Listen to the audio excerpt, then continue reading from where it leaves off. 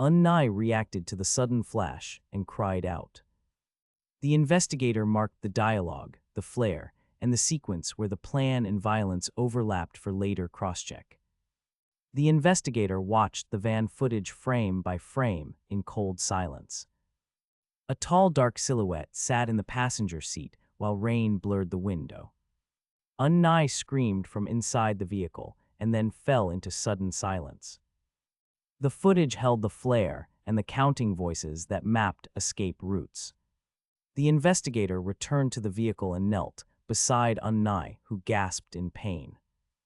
She mumbled that it was nothing and tried to steady her breath. Then her eyes flashed a strange gold, and she whispered that she understood now. A brutal memory sequence burst across panels showing a man struck and bleeding. The panels cut jaggedly between action and close-ups of shock and gore. The investigator's expression hardened as he asked plainly what she had seen. Unnai's face snapped between fear and a brittle smile as the dark figure loomed behind her. She stammered questions and laughed to cover the tremor in her voice. The tall man said nothing and filled the doorway with silence. Unnai forced sincerity and told him she had no reason to lie. Her words hung between them and then trailed into a hesitant but unfinished confession.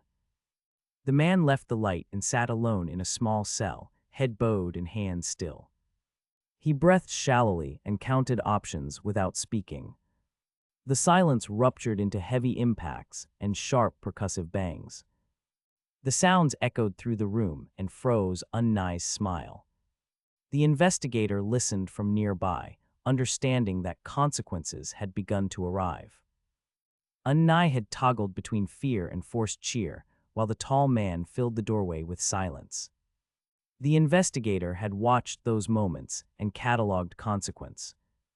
The quiet had already ruptured into heavy impacts that froze her smile. Later, a pale young woman asked if the dark-haired man was okay. He inhaled, replied that he was fine, and kept his distance. He lowered himself onto the steps and rubbed his temple, counting options without speaking. After a long hush, he rose and moved toward the street. The city opened into tight frames of rooftops and alleys. A black car pulled up beneath concrete pillars. The dark-haired man approached, and a masked passenger leaned forward to speak.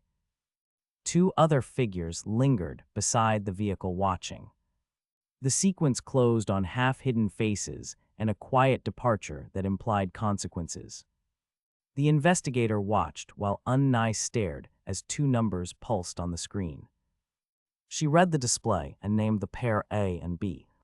She noted that the numbers matched different units and could not align directly.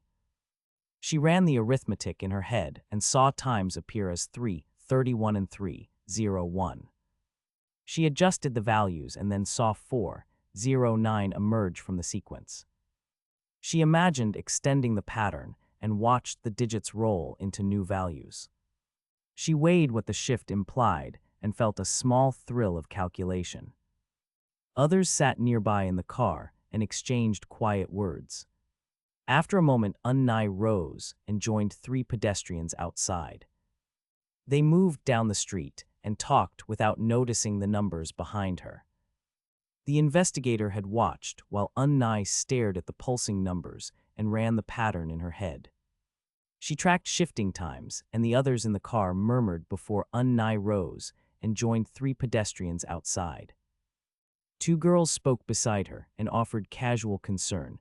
Unnai replied with a laugh and a practiced ease that did not reach her eyes. The frame tightened on her face and exposed moisture at the lids and a taut composure beneath the smile. Then a staccato of knocks rang out and reverberated through a nearby building. The sound seemed to follow her as she moved away. She pulled her hood up and moved through dim corridors while the knocking persisted. A voice called and asked what was wrong. She gripped her phone and kept walking with the knocks at her back. The investigator watched as Unnai pulled her hood up and moved through dim corridors. Knocks continued behind her like an echoing pulse through the empty stairwell.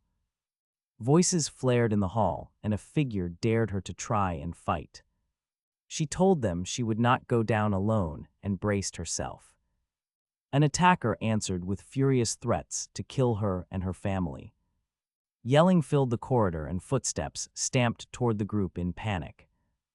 Then the clock clicked forward to 8:31 and the lights stuttered into harsh yellow. Silhouettes froze in that glow, and the crowd fell into a stunned hush. Unnai stopped and stared as reflected light ignited color in her pupils. She blinked and seemed surprised by the sudden change in her eyes. The investigator stayed near but said nothing and watched the scene in silence.